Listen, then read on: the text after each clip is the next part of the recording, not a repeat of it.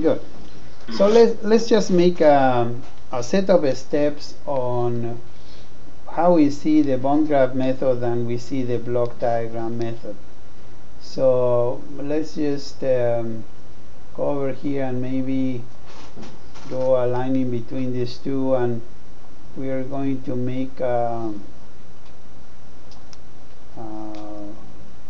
let's see, in here, why don't we put block diagram method,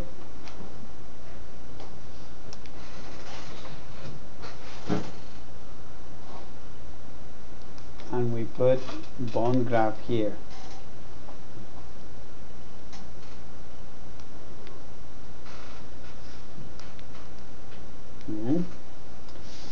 And to this end, we're going to use one example that that we want to do.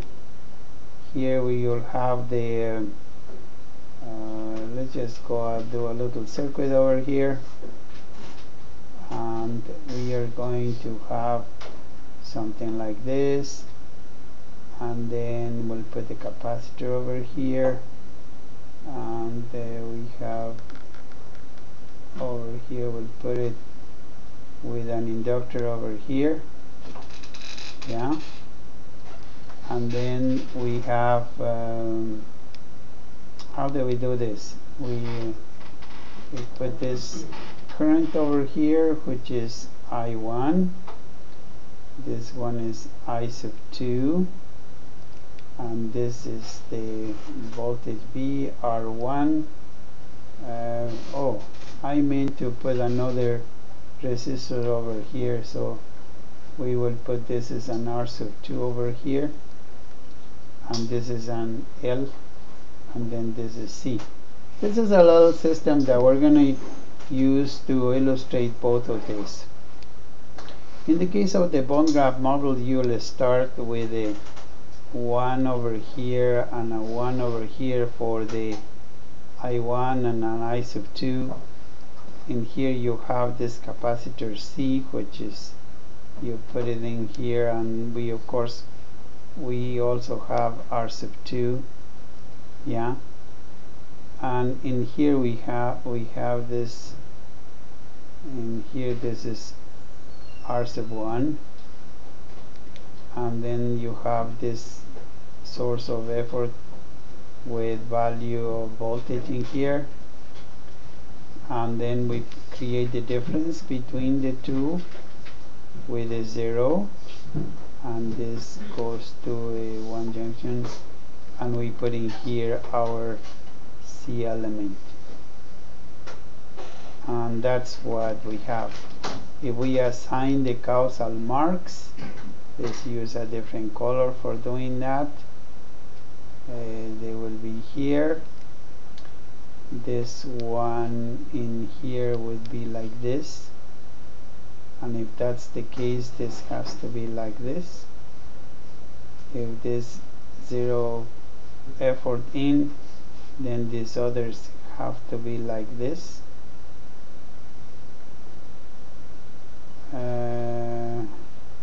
I think I have a little mistake in here, which nobody said anything.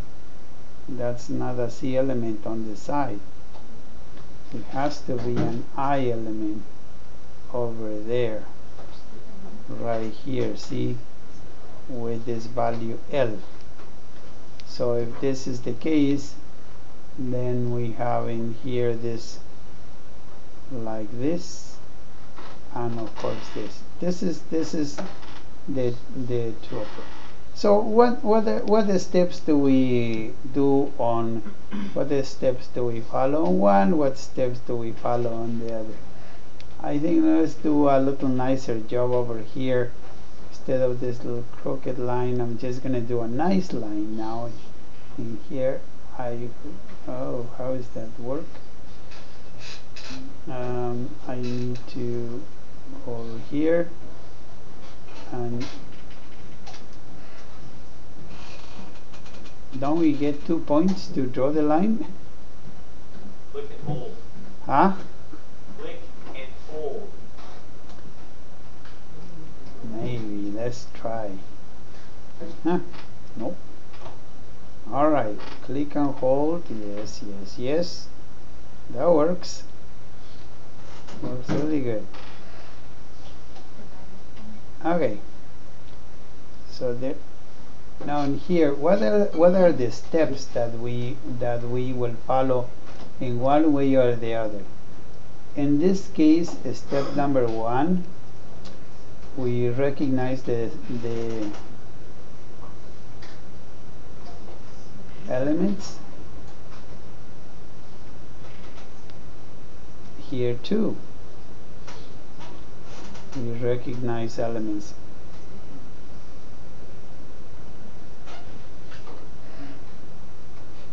In this one, we want to let's see, you derive the second order differential equations.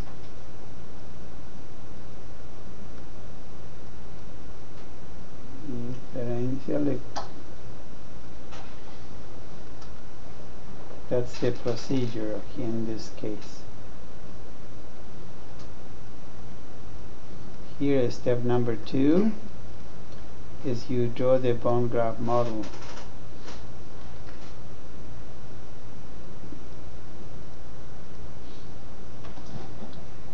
Using the physics of the system as a background. We say using physical system.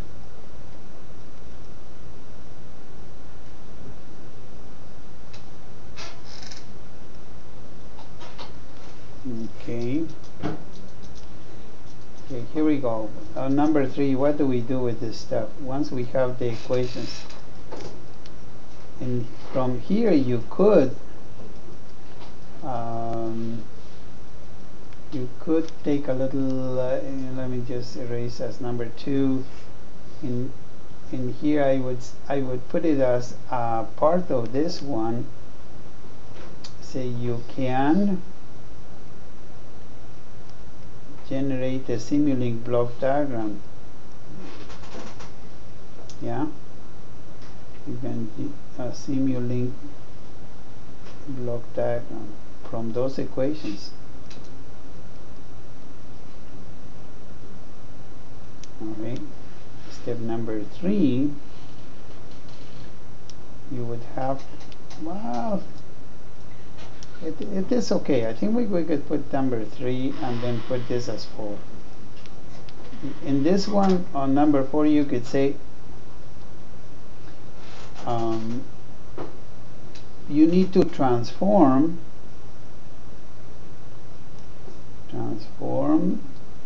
second order equations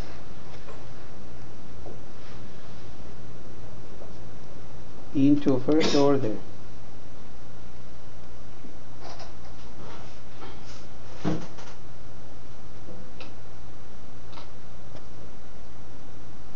Once you have done this, you can do your state space form. Otherwise, you cannot do that. Try to do a little better handwriting, but it's hard with the pen. Number 5, here you say, I'll slow down maybe a little, obtain. Yeah, this is better. State space form. This first order differential equations, these are the ones that are called the Cauchy form. But this state space form, we want them to be like this. X dot is equal to the matrix A times the state vector X plus the matrix B times the state vector, the vector of inputs, and then you have Y is equal to C times X like this plus D like this, U. This whole thing like this.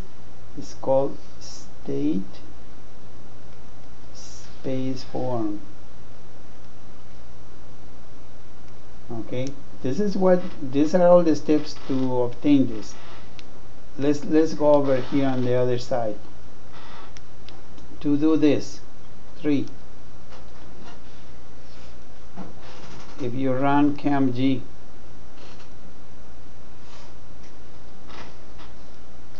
you will get the equations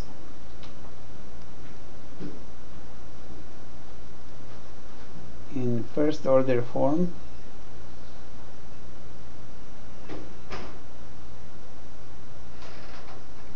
and you can do it in short form or in the long form. And so in this you already get the Cauchy form. Oh, don't forget to stop the video. Is it 15? But let's go a little longer here. Equations of the first order form, and then you have the you obtain also. I should have do it a little better. This is the let's just put the name of the files in here. So this is called the Cauchy form, right? This you can do with the camg mod.m, and the other one that says camg equ.m.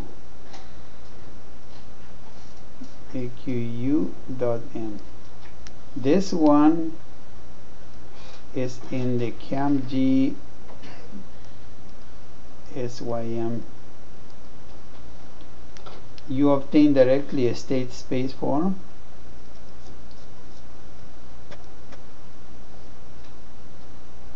and you use that file called camg sym, and you're done basically. However, you could say, or you could draw a block diagram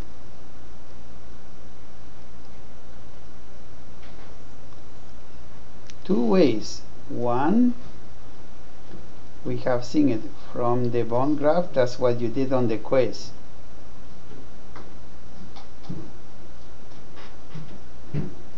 And two, from the first order equations.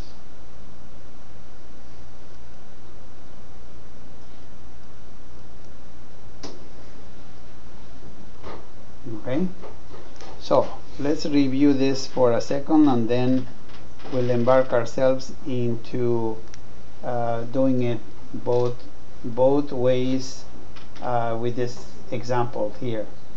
So if you use a block diagram, you recognize the elements, you derive the second order differential equations. At that point, you could do a Simulink block diagram. That's one way. Do the simulation. Or you transform the second order differential equations into first order equations, so-called Cauchy form, to obtain the state space matrices A, B, C, and D, to obtain and write the equations in this form. Once you do that, you could perform the simulations using